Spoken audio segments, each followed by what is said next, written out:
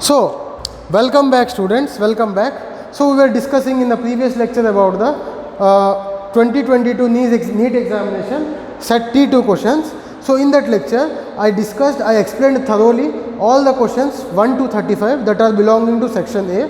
We discussed that the questions were easy, just formula based, moderate tough questions are there, 1 or 2 questions. Otherwise, entire paper was easy, that means set A was easy. Okay. All those 35 questions we discussed, we analyzed the solutions and we also given the keys to them. Correct answers we have given. Which option is correct that we have mentioned there. Okay. Now, let us proceed for the set 2 or set B. That means section B, we can say section B of that paper. That is 36 to 50, out of which you have to attempt only 10 questions in the NEET examination, any 10 out of 15. So, now in section B, I am going for question number 36. Question number 36. Question number 36 says that, reads the following. The volume occupied by molecules contained in 4.5 kg water at STP, if the intermolecular forces vanish away, is very simple question. We know that volume occupied is equal to number of moles into volume of 1 mole. Volume of 1 mole. We know that volume of 1 mole is equal to 22.4 liters. 22.4 liters. That we can write as 22.4 into 10 power minus 3 meter cube. Why? We know that 1 liter is equal to 10 power minus 3 meter cube. So, in meter cube we will write volume occupied by 1 mole as 22.4 10 power minus 3 meter cube. Now, what they are asking? 4.5 kg of water. So, what is 4.5 kg of water means? See, what is the grams? 4.5 kg of water means 4.5 into 10 power 3 grams of water. Now, what is the molar mass of water? H2O. What is the molar mass of water? 16 plus 2, that is 18. Okay. The molar mass of water is 18. So, if we divide 4.5 into 10 power 3 by 18, and what is the volume? 22.4 into 10 power minus 3. This is unitless. This is volume of 1 mole. This is total volume. So, calculating this properly, 22.4, solving this, we will get this. This is definitely cancelled. So, we will get 4.5, or you can write 9 by 2 into 18 into 22.4. So, this is gone 2. This will be 4 times. So, solve this and Vt will be around 5.6 meter cube. So, get 5.6 meter cube volume. So, this is the total volume.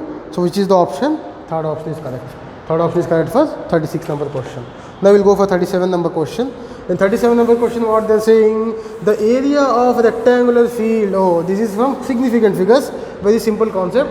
So, the area of rectangular field of length 55.3 meters and breadth 25 meter, after rounding off the value to correct significant digit series. Now, we know that whenever we do multiplication, out of the two numbers, the one which is having minimum significant of digits, that number of significant digits will also in the answer. So, that area is L into B, okay, and as the minimum number of significant digits is 2, it is 3, minimum is 2 only. So, in answer also we will get 2 significant digits. By solving this 55.3 into 25, we will get around something around 14 into 10 power 2 meter square, and as the power is 2, here the significant digits are 2. So, this is the correct answer. The correct option is option number 3. The correct option is option number 3. Okay. Simple significant digit question. Okay. In this manner we will solve. Resultant should also have 2 significant digits, but out of all other resultants you can see 1382 have 4 significant digits, 1382.5 have 5. Option number 4, 138 into 10 power 1 has 1 significant digit. So, therefore, the correct option is this one, 14 into 10 power 2. Why? Here we are having 2 significant digits, and when you do multiplication, the significant digits having the value having minimum significant digits will reflect in the answer. So, therefore, as the breadth is having 2 significant digits, but length is having 3, but the answer should have only 2 significant digits. So, therefore, this is the correct option. Option number C is the correct, or option number 3 is the correct. Now, let us go for question number 38. In question number 38, what they have given? Now, they have given that there is a capacitor. There is a capacitor which is charged through a voltage V, which is charged completely through a voltage V. So, the question goes like this. There is a capacitor. The capacitor is 900 picofarad C is equal to 900 picofarad. Now 900 into 10 power minus 12 farad, that is equal to 9 into 10 power 10 farad, 10 power minus 10 farad. Okay, solving the capacitance. It is charged through a voltage V. Okay, that voltage is nothing but 100 volts, we can say. That is nothing but 100 volts they are given. Now after charging this completely, this is taken and this is connected to a similar capacitor. It is also 9 into 10 power minus 10 farad, and other capacitor also 9 into 10 power minus 10 farad. But now as it is charged, it will be having some capacitance and it will also exhibit some voltage of plus minus 10 volts. Now they are asking the question, the electrostatic energy stored by the system B. This is system A, this is system B. In this, what is the electrostatic energy? Energy of A is half CV square, that is half into 900 into 10 power minus 12, that is 9 into 10 power 10 into minus 10 into 100 square. This is energy stored by system A, but they are not asking this, they are asking energy stored by system B. Okay, now see, what is the voltage? Voltage is 100 volt here also. What is the capacitance? Is the capacitance 9? No. 9 into 10 power minus 11? No. As these two capacitors are in series, the capacitance equal is C1 C2 by C1 plus C2. It is C1 C2 by C1 plus C2. So it is 9 into 10 power minus 10 na? We will write 81 into, how you can write 9 into 10 power minus 10 into 9 into 10 power minus 10 divided by 18 into 10 power minus 10, C1 C2 by C1 plus C2. So 1 10 power minus 10 is cancelled and this is cancelling 2 times, we will get 4.5 into 10 power minus 10 farad. That is the equivalent capacitance. Now for this circuit, equivalent capacitance is 4.5 into 10 power minus 10 farad. And what is the voltage? 100 volts. Now again, what is the energy? Half C equivalent V square. Half C equivalent V square. So energy is equal to half into C equivalent is how much? 4.5 into 10 power minus 10. What is the voltage? Voltage is 100. So 100 square means 10 power 4. 100 square means 10 power 4. Okay. So energy will be 2.25 into 10 power minus 6 joules. 2.25 into 10 power minus 6 joules. What is the correct option? Option number 2. Option number 2 is the correct option. 2.25 into, again this is a good question. This is above moderate question. So a bit difficult, not difficult, a bit difficult, just above moderate. This kind of question is asked. Okay. Yeah, it will take some 1 or 2 minutes for calculation and to understand this question. Okay.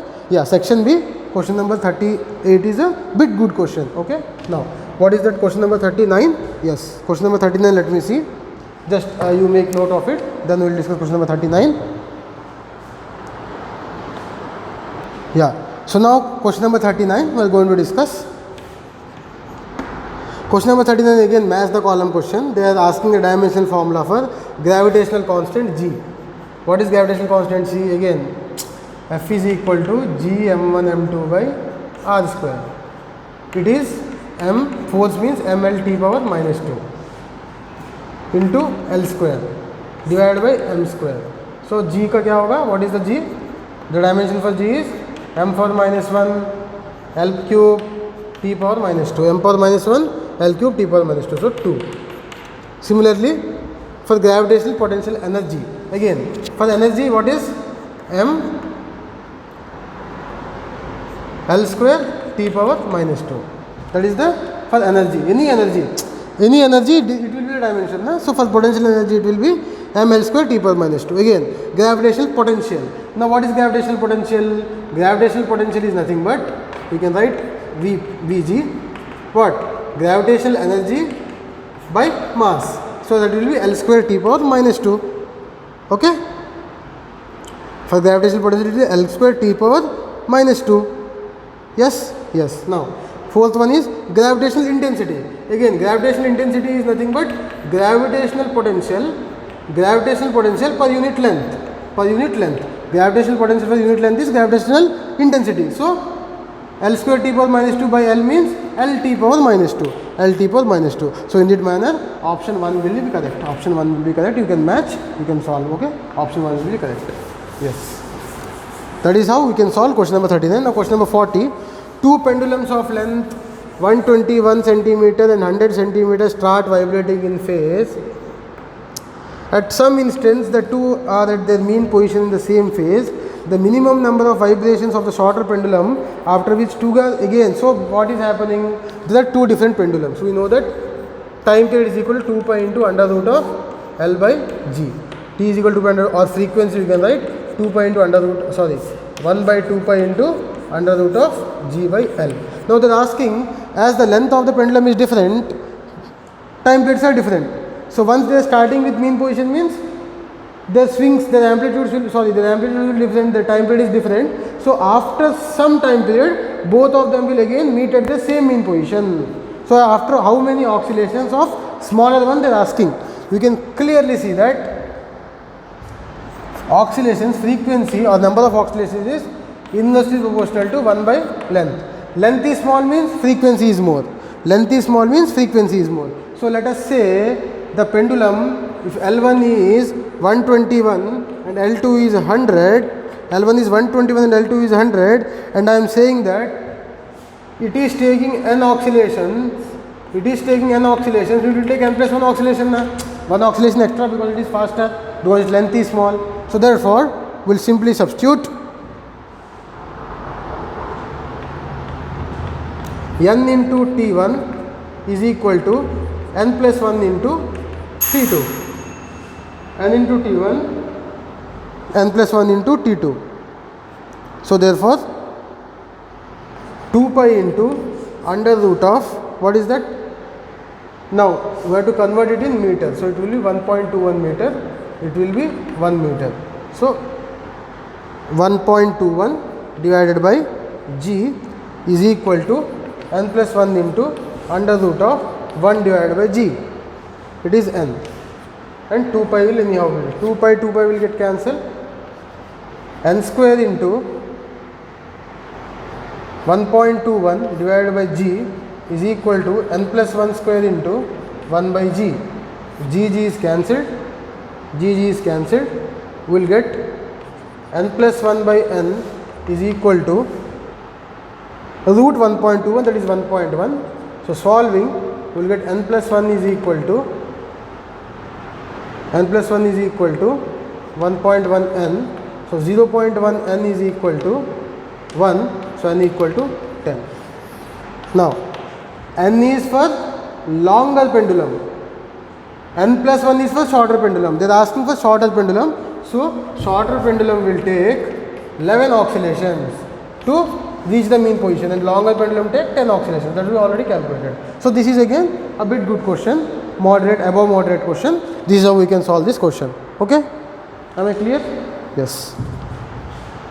Now let us move to question number 41. Let us move to question number 41. In 41 they are saying it is assertion region type question. Yes. The assertion is the stretching of a spring is determined by the shear modulus of the material of the spring. Yes. Now as we expand the spring or we apply the force on the spring, the shape of the spring is being changed. When we are applying the force on the spring, the shape of the spring is being changed. As the shape of the spring is being changed, that means what? Definitely what? Shear modulus will come into the picture. So therefore, assertion means for spring, when spring is stretching, shear modulus is coming.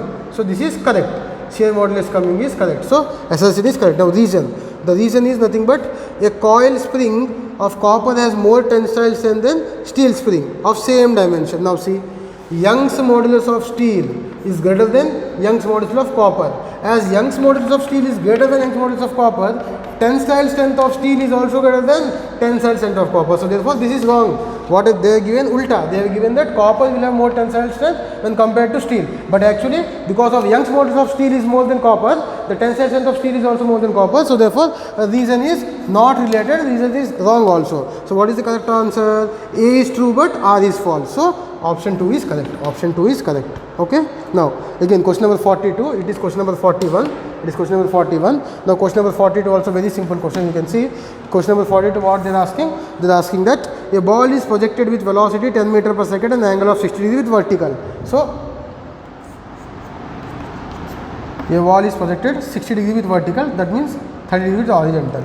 They are asking that its speed at highest point of its trajectory will be. 10 meter per second. Now for projectile, we know that highest point, its y component is 0, only x component will exist. Now as the g is only affecting y component, x component will always be constant. So at the highest point Vx is equal to ux, and what is ux? Ux is equal to 10 cos 30, because it is 30 degrees, na? 10 cos 30, 10 cos 30. So that is equal to 5√3 meter per second. 5√3 meter per second. So for 42, what is the correct answer? For 42, correct is first option, 5√3 meter per second. I hope this is very clear. Projectile is thrown like this. Angle it is making with vertical is 60 degrees. So with horizontal it will make 30 degrees. So what is the horizontal component of velocity? V cos 30, that is 10 cos 30, that is 5√3. At highest point, there is no vertical component, it will be 0. Only horizontal component will be there, and value of that will be equal to initial horizontal component, because there is no any horizontal acceleration. Horizontal component velocity is always constant. That is nothing but 5√3 meter per second. So that is the what the answer is of for question number 42. Now what is that question number 43? Question number 43 we will see. In question number 43, they are asking two transparent media A and B are separated by plane boundary. It is transparent media A, it is transparent media B. Here velocity of light is VA is equal to 1.5 into 10 power 8 meter per second, and here VB is equal to 2 into 10 power 8 meter per second. Because of the medium, the light is not exhibiting the speed of actual speed of light in vacuum, that is 3 into 10 power 8 meter per second. The other is exhibiting less speed because of the medium. Okay. Now what they are asking, the critical angle of the ray. The critical angle for the ray of the light for these two medium is, what is the critical angle? We know that critical angle sin IC is equal to, actually it is proportional to the refractive index of denser by rarer by denser medium, mu r by mu d. Now in denser medium the velocity of light is less, so therefore we will take 1.5 into 10 power 8. In rarer medium the velocity of what? The velocity of light is more, so we will take 2 into 10 power 8 meter per second. Solving this, that critical angle will be sin IC is equal to 1.5 by 2, that is 3 by 4. So IC is equal to sin inverse of 3 by 4. That is the critical angle. Critical angle how much? Sin inverse of 3 by 4. Okay. So what is the correct option? Sin inverse of 3 by 4 means 0.75. So critical angle I critical is equal to sin inverse of 3 by 4, that is sin inverse of 0.75. This is the critical angle for this question. Lower velocity by higher velocity, because sin always less than 1 only. That common sense we can use. So therefore the correct answer is option A. Again option A. Option 1 I mean. Okay, that is the correct option. That is for question number 43. Please make a note of it. It is also easy. Yeah, not easy, moderate question we can see. By applying the formula you can get the answer simply. Okay. In question number 44, simply they are asking the truth table for the given circuit. Yes, circuit is like this. See, NAND gate, NOT gate, NAND gate. It is A, it is B, it is connected to AND gate.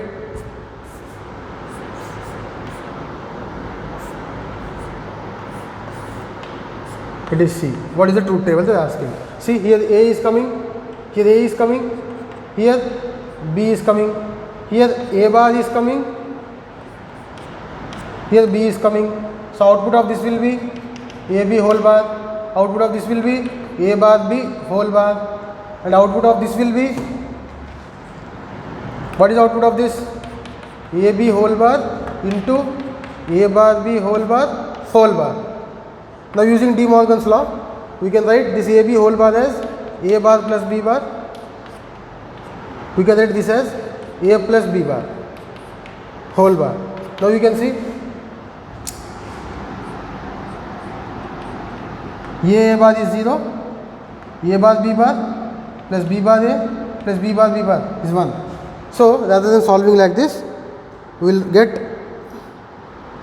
A dot B whole bar dot, okay, yeah, sorry, yeah.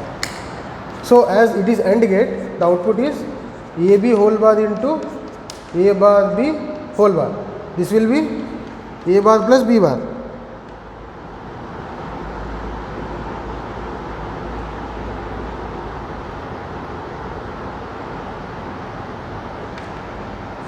into A plus B bar. Now A bar into A is 0 plus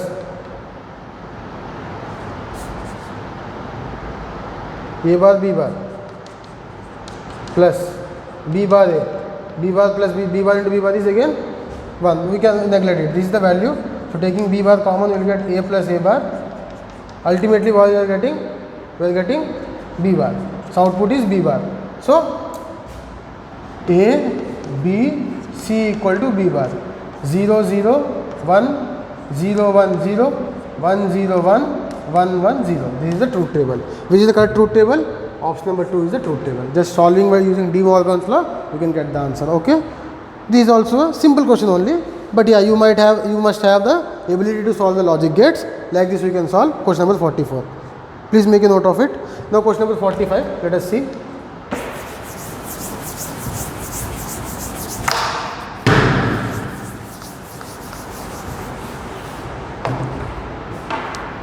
In question number 45 we can see that a series RLC circuit has been mentioned.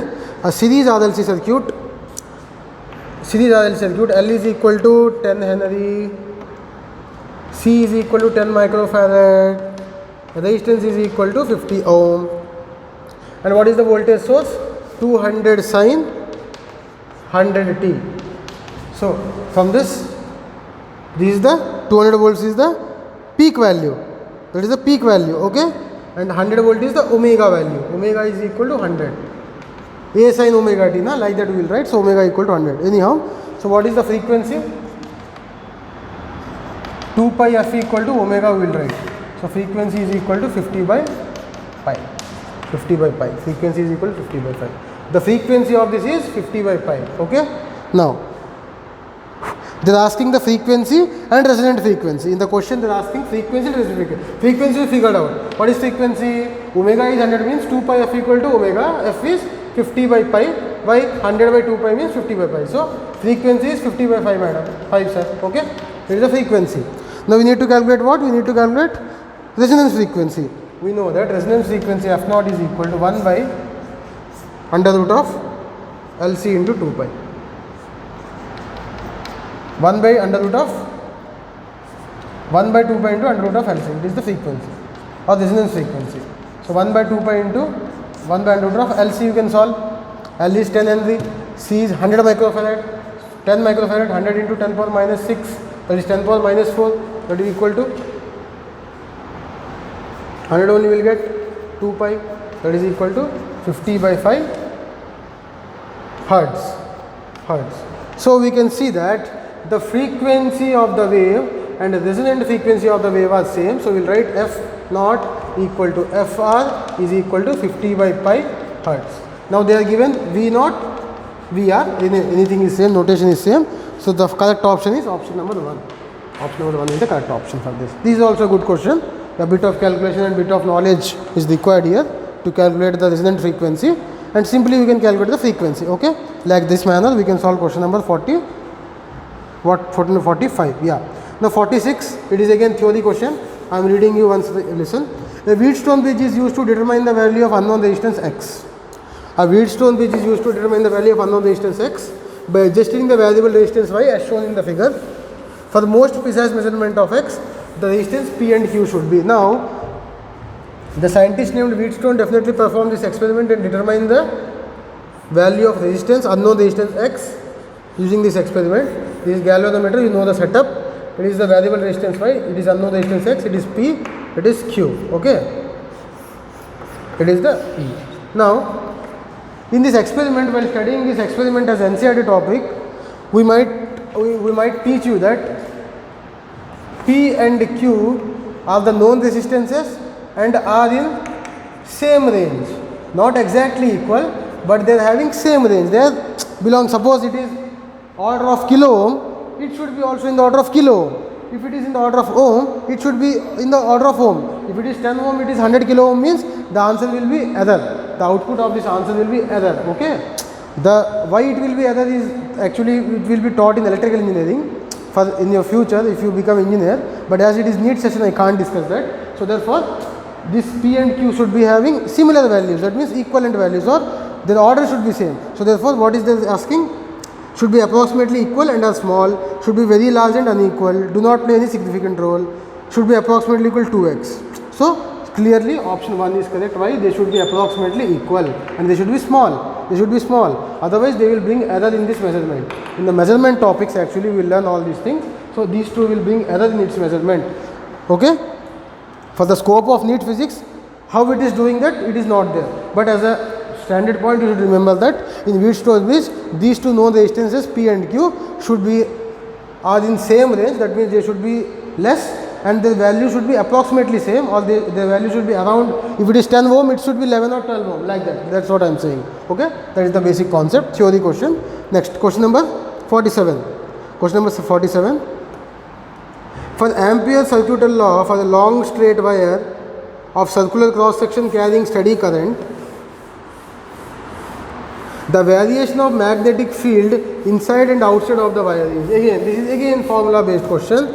I already told you, if it is the wire like this, magnetic field will vary like this. B is the magnetic field. So inside the wire we know that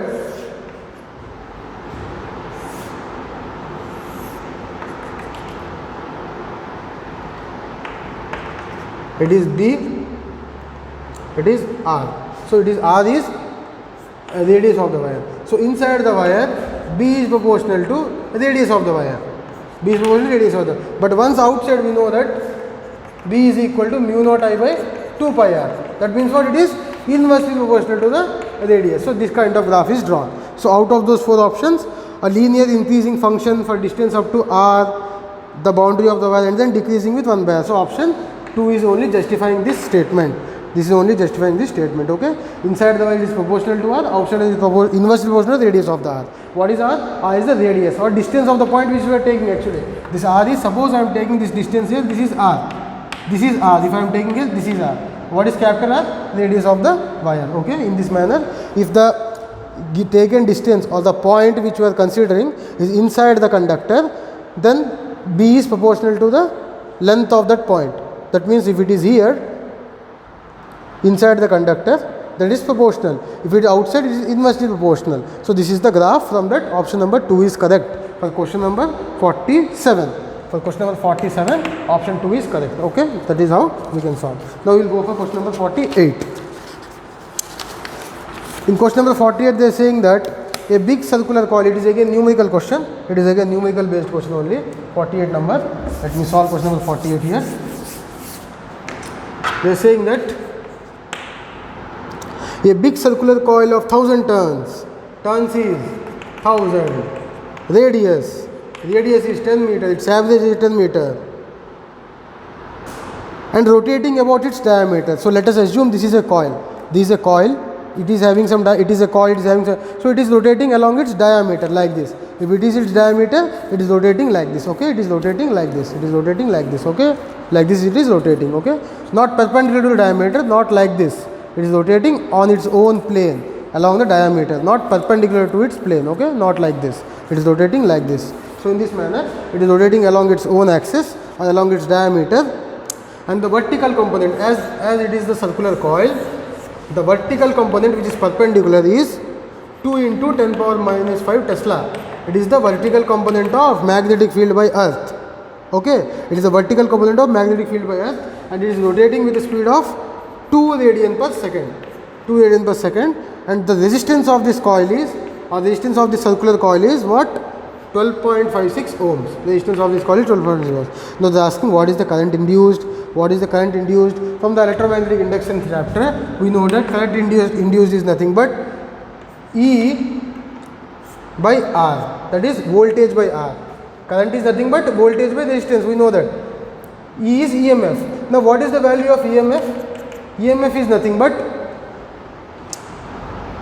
NBA omega, right? NBA omega, where N is number of turns, B is magnitude of magnetic field perpendicular to the turns, A is area, omega is the speed of rotation. Actually, electric field is BVL. It is BVL, but V is written as R omega. So R into L is area. So therefore we will write B omega A, and N is nothing but number of turns. Actually EMF induced is, we study N into BVL or B into V bar cross L bar, like this we will study. So perpendicular component we will take, that's why we will take sin theta here. Everything we know, na? B is magnetic field, V is velocity, but here angular velocity is given, means we will write it as R omega. What is area? Length into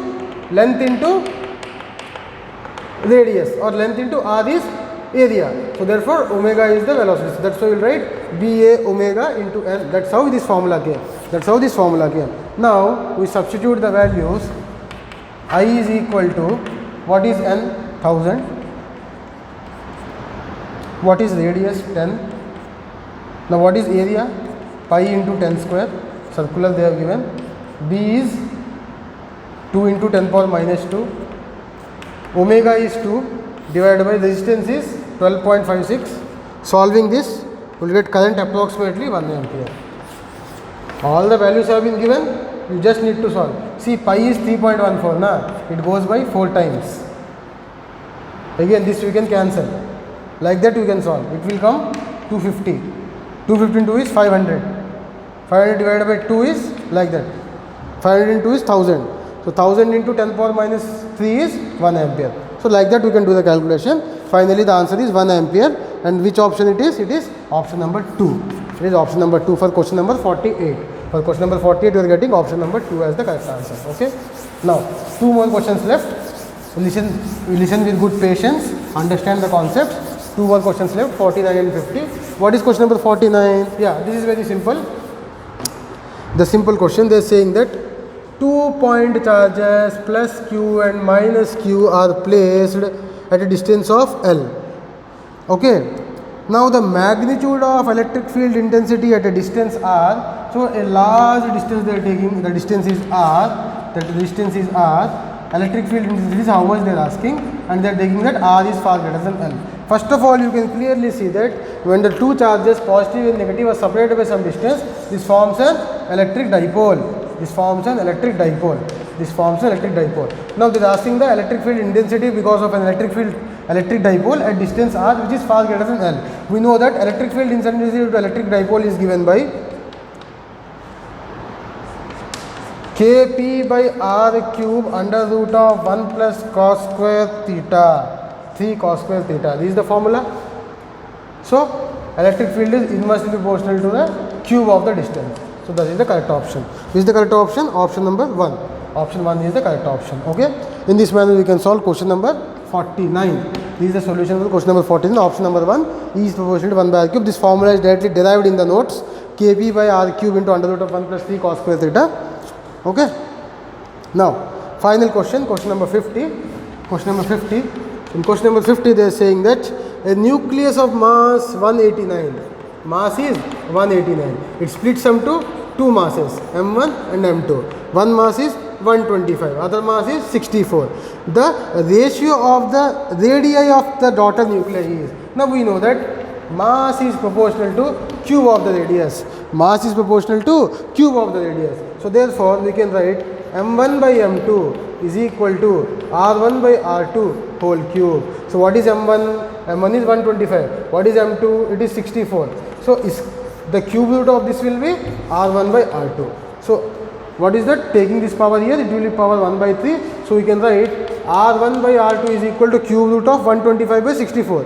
125 cube root is 5, 64 is 4. So what is the ratio of R1 by R2? R1 by R2 is equal to 5:4. That is option number 2. So for question number 50, option number 2 is correct. That is 5:4. Okay, R1 by R2 is equal to 5:4. So in this manner, we can discuss the questions of NEET 2022 paper.